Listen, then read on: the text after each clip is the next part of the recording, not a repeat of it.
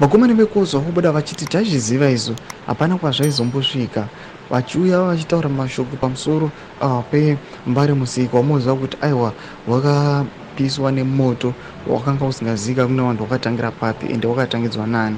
Panapa vanouya vachiti tazviziva kuti aiwa vakomana zvinhu zvanga zviri aplanned strategy. Sana pinda mashoko anobuda chinyongwa cheexposwa navakomana vekozwa anogwa subscribe all icon on the bell icon. Ndisingawaste nguva yenyu panapa tinoona kuti vakomana vekozwa paino pavo vanobuda nyora vachiti it's now official, mbari musika infamo victims. This is what we were telling you in the past months. The infamo was intentionally used to allow their private companies to take over.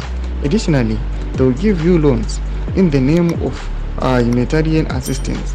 Vanenge vauya vachireply papost inobudiswa navakomana veMinistry of Information and Publicity and Broadcasting.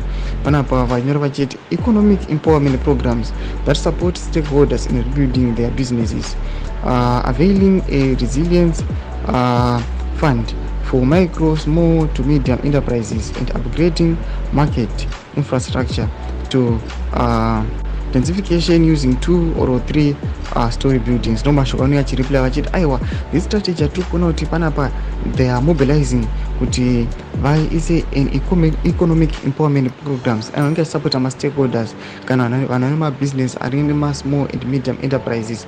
Tiri kuona kuti panapa vanobva vanyatsokuona kuti vanhu vekozwa panapa vari kuyachikomera chiti tanyatsokuona kuti aiwa this is a move yatiri kuona kuti ZANU-PF vanhu vakomana the ruling party kana the government vanoteka the opportunity yekutora matenders vomaisa kwavari kuti chiitiko chakaitika chekutsvaka mbari vanotoona kuti aiwa vatoona mukana kuti ma-private companies avo achiuya achirova vanhu pasi petsoka. Mashoko anobuda togwa panapa vakozwa zvimbotidzai mafunguro enyu muri kudii pamusoro pemakomendero avari kuita panhau yechiitiko chakaitika kumbari. Pina comment section medu, subscribe, like, turn on the bell icon.